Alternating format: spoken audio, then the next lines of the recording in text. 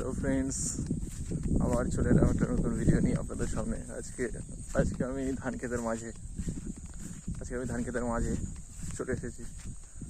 একদম শস্য শ্যামলা, একদম পাকা ধানের মাঝে। অবশ্যই আমি পাকা ধানে আজ মই দিতে আসিনি, পাকা ধানের সৌন্দর্য অনুভব করতে এসেছি। দেখতেই পাচ্ছ পিছনে একদম চারদিকে সবুজ থেকে সোনালি ধানে ভরপুর। আর কিছুদিন পরে কৃষক ভাইয়েরা ধান বাড়ি তুলে নেবে, ধান কাটার পর ধান বাড়িতে তুলবে।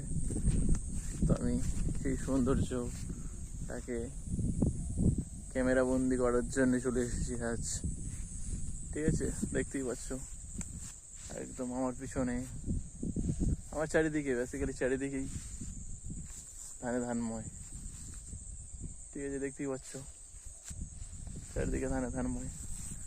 আমি সেই ধান ক্ষেতের মধ্যে হেঁটে চলেছি, সেটার অনুভূতিটা আলাদা। হ্যাঁ, কিন্তু এই জমিটা আমাদের, সেটা একটু ভাবতে কয়েকদিন একটু বেশি সময় লাগবে, কারণ ধানটা বোনা হয়েছিল একটু পরেই, অনেকটাই পরে বোনা হয়েছিল। তাই ধানটা পাকতে একটু সময় লাগবে। এই ধানটা একটু পাকতে সময় লাগবে। এটা আমাদের গাইস, এই ধানটা আমাদের, এটা অন্যজনের। ঠিক আছে, দেখতেই পাচ্ছ ধান, রৌদ্র ঝলমলে আকাশ।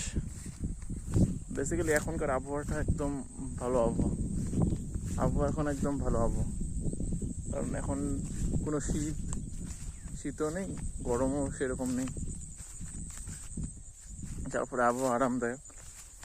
ঠিক আছে, মানুষ এখন কাজ করলে মানুষের আরাম বেশি পাবে, কারণ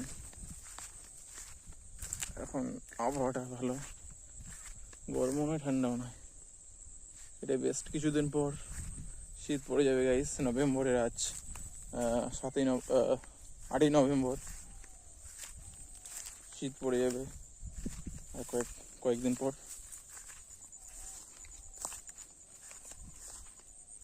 ঠিক আছে, শস্য শ্যামলা আমাদের এই জন্মভূমি, চারিদিকে ধান। আর কয়েকদিন পরে কার্তিক অগ্রহায়ণ মাস, এটা দেখানোর জন্যই ভিডিওটা করা, যে কেমন শস্য শ্যামলা আমাদের দেশ। শস্য শ্যামলা সেই জিনিসগুলোকে দেখানোর জন্য চ্যানেলটাকে। ঠিক আছে, দেখতেই পাচ্ছ